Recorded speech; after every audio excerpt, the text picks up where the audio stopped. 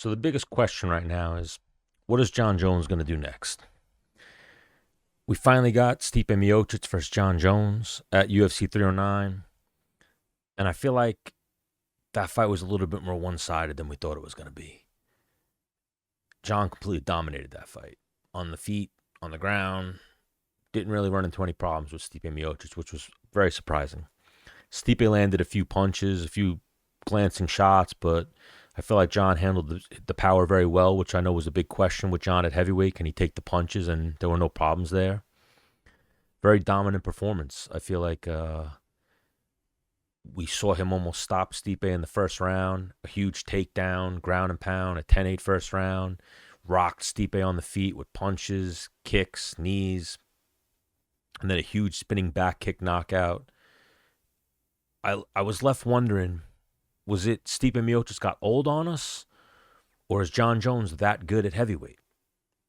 And I feel like it was a little bit of both. You know, Stipe definitely looked a little slow. He hasn't fought in 3 years. He's 42, which is old for a combat sports athlete. I know heavyweights can get up there in age, but 3 years off is going to hurt you. I don't care who you are. And Jon Jones is the greatest fighter of all time. So for you to take 3 years off and then come back fighting him, it's going to be very tough to look good. And Stipe didn't look too good in that fight. Jon looked great. Jon looked very good. All the moments were Jon's in that fight. And then, so leading up to the fight, I feel like the biggest question that both of them were getting asked was, what are you going to do next? Are you guys retiring, or are you guys going to stick around? Who are you guys going to fight next? Like, what do you guys want next? And leading up to the fight, Jon Jones said, how about Alex Pereira? I want to fight Alex Pereira. And I feel like Jon thought the reaction would be bigger and better when he said that, like that everyone would jump on it, the UFC would jump on it, the fans, and I think he got the exact opposite. When he said that, everyone pointed the finger at him and were like, no, no, no, no, no. We want you to fight Tom Aspinall. Dana White was like, no, no, no, you're going to fight Tom Aspinall. Every fan was like, are you ducking Tom Aspinall? You're fighting Tom Aspinall. And then the duck emoji started, and it was just duck emojis, duck emojis, duck emojis. Every Jon Jones post, every UFC 309 post, duck emojis. Post that had nothing to do with anything, duck emojis. Just duck emojis everywhere. That whole card, the whole fight week, I felt like all I saw was duck emojis on every post. And then I feel like the UFC, I heard Dana White say it, I think this fight's going to be massive. I feel like the UFC thinks this fight's going to be massive because of the traction that they saw with the duck emojis, that they saw duck emojis on every video, every YouTube video, every post on any social media platform. You guys spammed duck emojis.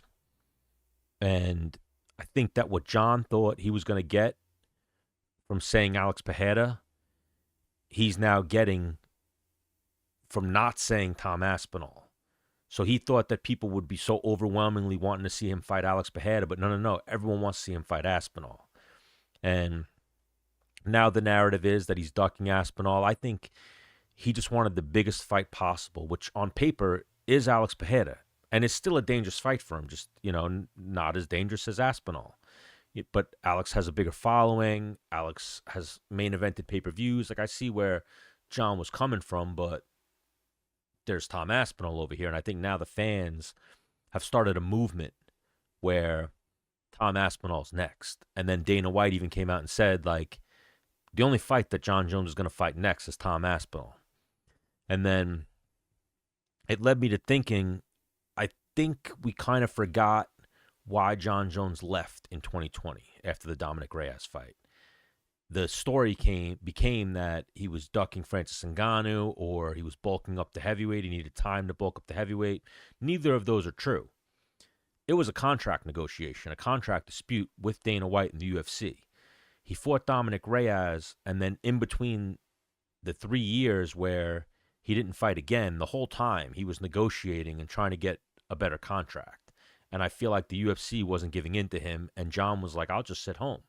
I have a little bit of money from my long win streak and headlining however many pay-per-views I headlined. Like, Jon did pretty well for himself, but he knew that he was the baddest man on the planet, and he saw Deontay Wilder and Tyson Fury and all these heavyweight boxers making huge paydays. Conor making a huge payday. So Jon told the UFC, I want Deontay Wilder money. I want big money. And the UFC wasn't ready to pay him that. So that's the reason why he sat out for 3 years. It wasn't because he was bulking up. It wasn't because of Francis Ngannou. It was money. Jon knew his value. He knew the company was making a lot of money, and he wanted a piece of it. And I feel like we're almost heading in that direction now, and I just hope that they're able to negotiate and get it done. But then after UFC 309, we got a lot of clarity on what Jon Jones really wants to do next because we were unsure. But he said, I'll fight Aspinall. You guys just got to pay me money. I'll fight Aspinall for fuck you money is how he put it, which we know is a lot of money. It's enough money that you can do whatever you want and not have any problem telling someone to fuck off. And we're now in that same position we were in 2020, where Jon is going to the UFC and saying, I want to renegotiate my contract, which has never gone well, I feel, for any fighter that's under contract to demand kind of that they want to renegotiate or even that they want to raise or anything. I don't remember that ever really going well. I'm sure there's stories of it, but the two that come to mind are Randy Couture and Francis Ngannou, and those didn't go well. And Jon Jones's last time in 2020, which didn't go well. So I'm wondering if the UFC stance has changed a little bit on it, and this will get squared away without Jon going away for 3 years or possibly never fighting again. But he was gone. And then I think something happened in the negotiations between UFC trying to book him versus Francis Ngannou, but also trying to keep Francis Ngannou under contract. And then I think that something happened in those negotiations that made the UFC kind of give in to Jon. And when they realized they were losing Francis, or Francis wasn't going to re-sign, they were getting rid of him, however you want to put it. But it was the end of 2022. And I remember Francis Ngannou's contract was coming to an end. And by the first week or second week in 2023, it was Francis Ngannou stripped, and it's going to be Jon Jones versus Cyril Gane for the undisputed heavyweight title. And if you look at the pay of the Reyes fight for Jon Jones versus the pay of the Cyril Gane fight, he got a huge raise. And I'm talking about like the public figures. We don't know what he got behind the scenes. But the public figures, he got a huge raise. Show money, whatever the public information that you can find on that fight, he made a lot more money fighting Cyril Gane than he had made in his handful of previous fights at 205. So the negotiation tactic or negotiation worked for Jon, but it took 3 years out of his career, and it took 3 years for them to finally get him back in. But again, like I said, something with the negotiation with Francis Ngannou, if we're losing Francis, we got to make sure we have Jon. I'm going to speculate that that's what happened. But his pay jumped up significantly for the Gane fight. Then comes the Stipe fight.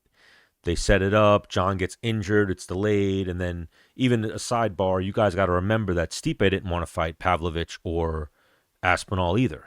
He wanted to wait for Jon Jones because he wanted the money fight. He wanted the name. He wanted the bigger draw. Whatever puts more money in my pocket. That's what you guys want. That's what a fighter would want. That's what any prize fighter, any logical person would want. I want to go to work for the most money possible. I don't want to go to work for less money. I want to go to work for the most money possible. So then came the Stipe fight, and then leading up to 309, I feel like Jon let us know where his head was at, and he wanted the Alex Pereira fight, and he just wanted a money fight. He wanted big money fights. When people then said Alex Pereira, I don't think Jon was thinking that's a big money fight the way that it's, I think, turning out to be. And he made it clear that he wanted Alex, and he said, I'm not fighting Aspinall. I want nothing to do with Aspinall. Aspinall's an asshole. I'm not interested.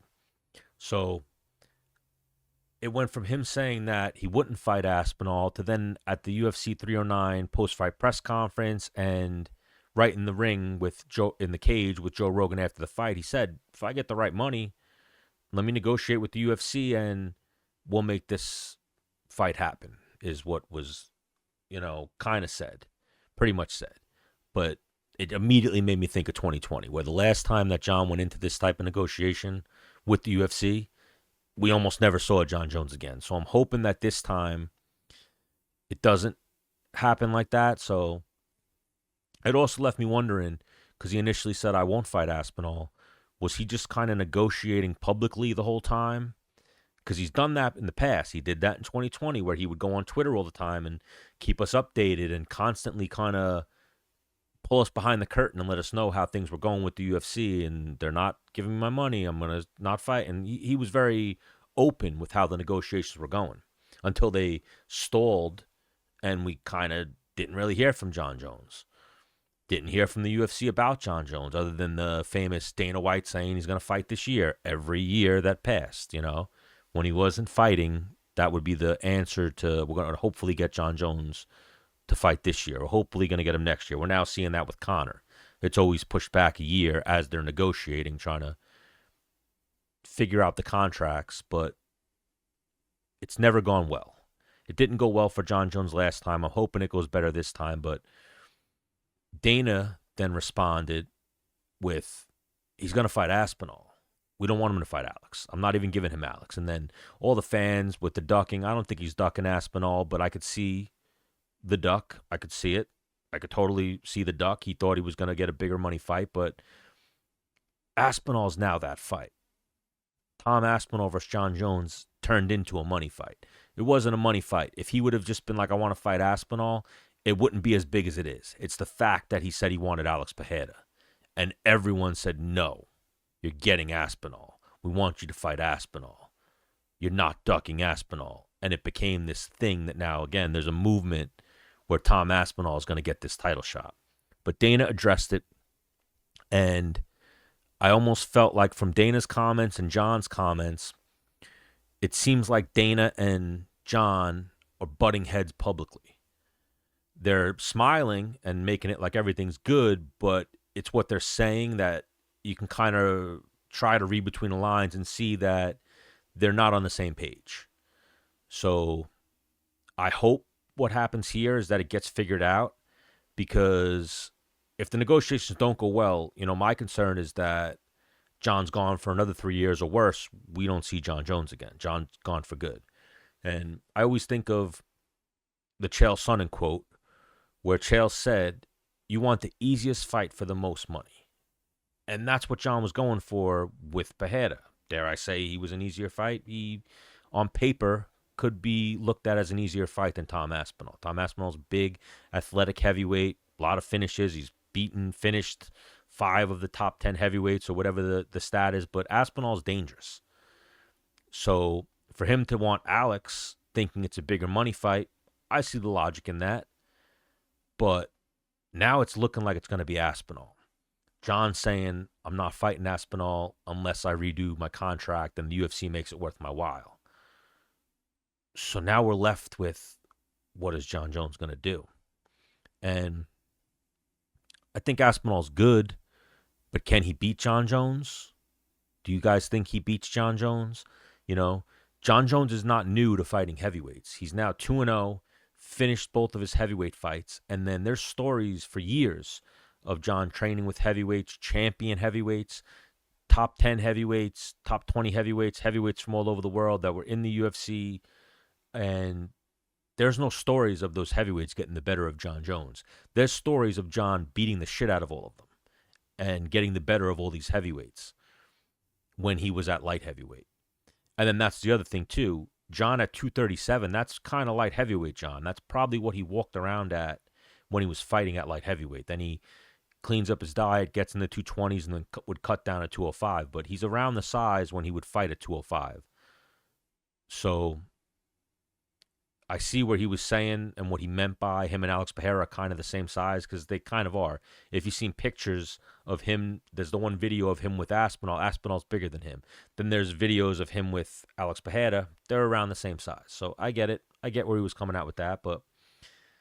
And I also think one thing I would like to add into that, I also think it's pretty safe to say after watching him versus Stipe and watching him versus Cyril Gane, he probably would have fucked up Francis Ngannou.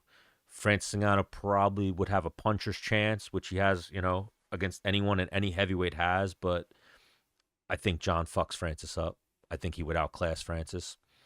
And then we saw him walk through Stipe's punches. So, I mean, Francis is going to punch harder, but is he going to hit him? And then, like I said, over the years, he's trained with so many heavyweights that he always got the better of. He's not new to fighting heavyweights. He grew up with two NFL athlete brothers that they used to fight over Hot Wheels cars when they were kids, to Cheerios when they were growing up, to video games when they were teenagers. Then when they were adults, I'm sure they still had little squabbles. He's not new to fighting heavyweights or dealing with people bigger than him or dealing with people his size. So Aspinall's nothing new. Aspinall's not going to bring something he hasn't seen. So it would be a case of how good is Aspinall. And he's showing that he's really good. He definitely is potentially the guy who could do it. But that remains to be seen.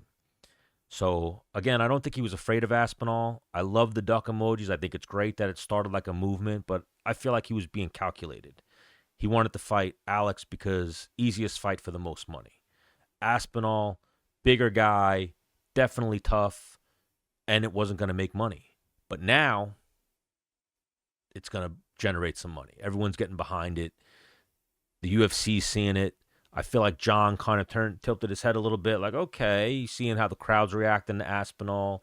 He's probably seeing all the duck emojis on his social media, all the comments, and he's realizing this fight's a little bit bigger than I thought it was. So I might want to fight Aspinall. Now I think he's realizing that he has some leverage and negotiating power with the UFC because this fight is something that people want. So, but they did want Francis versus Jon. And again, back in 2020, the last time Jon Jones said he wanted to renegotiate his contract, it did not go well. We did not have Jon Jones in the cage for 3 years. So, I get where he was coming from, saying he wanted to fight Alex. Dare I say, the easier fight. But I'm not mad at him for wanting that, you know.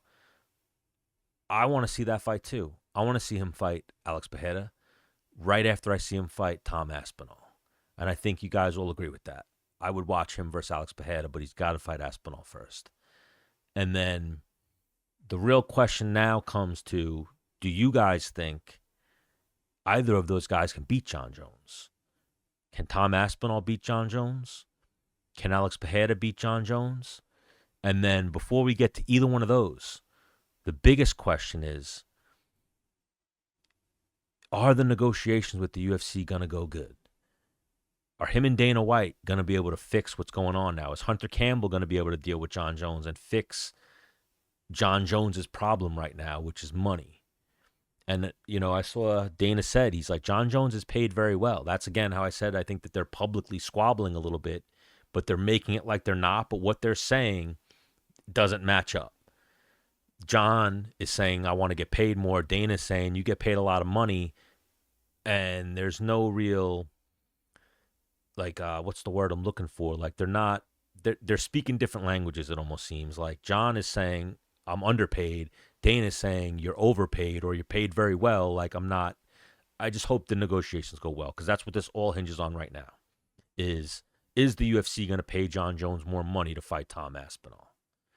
Dana already shot down him fighting Alex Pereira, but he did say he could fight Alex Pereira if he beats Tom Aspinall. So right now, we have on the table the Tom Aspinall fight, but it's all going to come down to Jon Jones negotiating with the UFC, which again, as I can remind you, you can go look it up. It's all out there. In 2020, the negotiations did not go well. So I'm just hoping now, for the sake of combat sports and for the sake of all of our enjoyment, that the negotiations go good. So, like I said, the biggest question right now in combat sports is, what is Jon Jones going to do next? So please, like, subscribe, and let me know what you guys think in the comments. Is Jon Jones a duck, or is Jon Jones the GOAT?